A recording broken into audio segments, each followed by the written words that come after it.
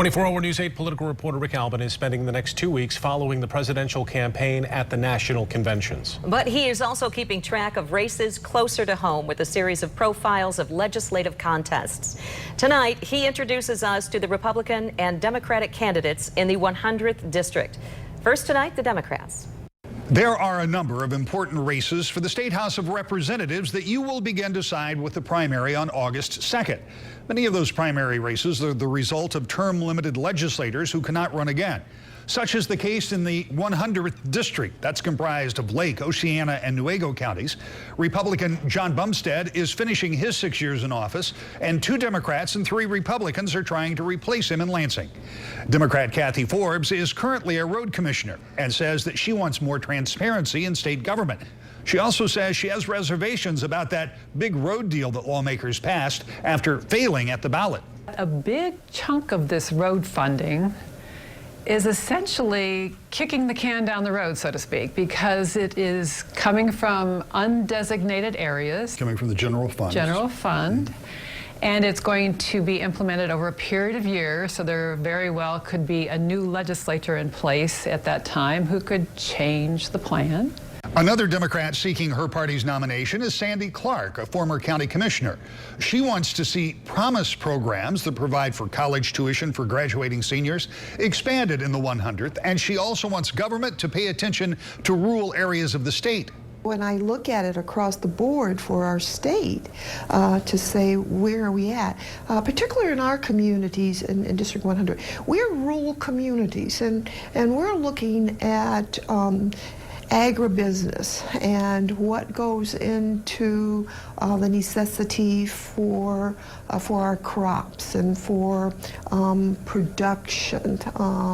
Many of our farmers are having difficulties just looking at regulatory issues. You've met the Democrats, and there are 3 Republicans that seek their party's nomination as well. We'll look at that race next time. I'm Rick Albin. Rick will introduce us to the Republican candidates in the 100th district at 5:40. Earlier at 5, political reporter Rick Albin introduced you to the Democrats running for the 100th district House seat. Here's Rick again with a closer look at the Republican candidates. The 100th House District is one of several in our area that will select a new representative due to term limits. You've already met the Democrats vying for their party's nomination. Now, on the Republican side, businessman John Wiltrink says there should be more attention paid to small business.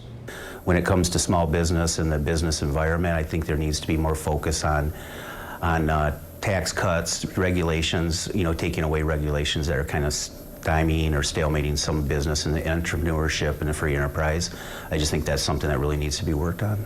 Dan Ely, a self-employed video producer, says that government needs to be responsive to taxpayers, and one way that he thinks Lansing fails is by not being transparent enough. I see it as a more systemic problem.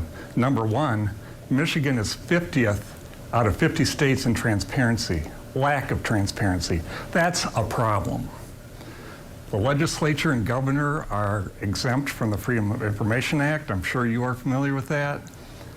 The fact that the governor can pick and choose what emails he can release regarding the Flint water crisis, that's scary. Finally, Scott Van Singel, a financial analyst, sees this race as a philosophical and ideological battle that he says is already being waged. At this time, we're in a major divide in our country that we've got one group that sees the founders' principles as far as small government, individual rights, and traditional moral values, and we've got one other group that's dragging us radically in a different direction. And I have a very strong opinion of which group I want to see win.